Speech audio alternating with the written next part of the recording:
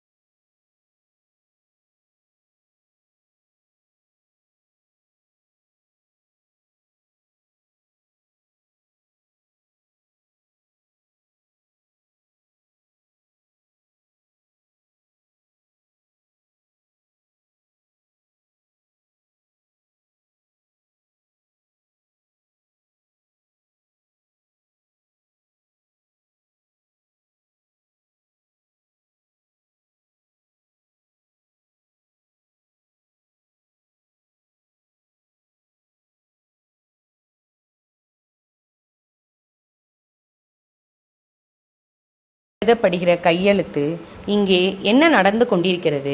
இந்த மக்கள் ஒரு பெரிய விருந்தை அனுபவித்துக் கொண்டிருக்கிறார்கள்.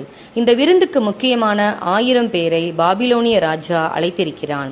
எருசலேமில் உள்ள கர்த்தருடைய ஆலயத்திலிருந்து எடுக்கப்பட்ட பொன் பாத்திரங்களையும் வெள்ளி பாத்திரங்களையும் கிண்ணங்களையும் அவர்கள் உபயோகித்துக் கொண்டிருக்கிறார்கள்.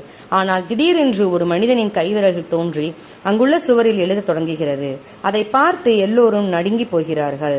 இப்பொழுது நேபுகாத் நேச்சரின் பேரன் பெல்ஷாத் ஷார்தான் ராஜாவாக இருக்கிறான். நம்முடைய ஞானிகளை உடனடியாக இங்கு கொண்டு வாருங்கள் என்று அவன் உரத்த குரலில் சொல்லுகிறான். இந்த எழுத்தை வாசித்து அதன் அர்த்தத்தை சொல்பவனுக்கு ஏராளமான பரிசுகள் கொடுக்கப்படும். இந்த ராஜ்யத்தின் 3வது முக்கிய அதிபதியாக அவன் ஆக்கப்படுவான் என்று சொல்கிறான். ஆனால் அந்த ஞானிகள் ஒருவராலும் சுவரில் இந்த எழுத்தை வாசிக்கவோ அதன் அர்த்தத்தை சொல்லவோ முடியவில்லை. இந்த கூச்சலை எல்லாம் கேட்டு ராஜாவின் அம்மா அந்த பெரிய அறைக்குள் வருகிறார். தயவு செய்து பயப்பட வேண்டாம். பரிசுத்த தேவனை அறிந்திருக்கிற ஒருவர் உன்னுடைய ராஜ்யத்தில் இருக்கிறார். உன்னுடைய தாத்தா நேபுகாத் நேச்சர் ராஜாவாக இருந்தபோது அவரை தனது ஞானிகள் எல்லோருக்கும் மேலாக தலைமை அதிகாரியாக வைத்தார். அவருடைய பெயர் தானியேல். அவரை கூப்பிட்டு அனுப்பும். இந்த எல்லாவற்றின் அர்த்தம் என்ன என்பதை அவர் உனக்கு சொல்வார் என்று ராஜாவிடம் சொல்கிறார். எனவே தானியேல் உடனடியாக வரவழைக்கப்படுகிறார். எந்த வெகுமதிக்கும் ஏற்க அவர் மறுத்துவிடுகிறார். பிறகு பெல்ஷாத்சாரின் தாத்தாவான நேபுகாத் நேச்சரை ராஜா பதவியிலிருந்து கர்த்தர் ஏன் விலக்கினார் என்பது பற்றி சொல்லத் தொடங்கிறார். நேபுகாத் நேச்சர் ரொம்பவும் பெருமை பிடித்தவராய் இருந்தார். அதனால் கர்த்தர் அவரை தண்டித்தார். அவருக்கு என்னவெல்லாம் நடந்ததென்று உனக்கு தெரிந்திருந்த போதிலும் அவரை போலவே நீரும் பெருமை பிடித்தவராக இருக்கிறீர். கர்த்தரின் ஆலயத்திலிருந்து கொண்டு வந்த இந்த பானபாத்திரங்களிலும் கிண்ணங்களிலும் குடித்தீர். மரத்தாலும் கல்லாலும் செய்யப்பட்ட கடவுள்களை புகழ்ந்தீர். நம்முடைய மகத்தான சிருஷ்டிகரை நீர் கனப்படுத்தவில்லை.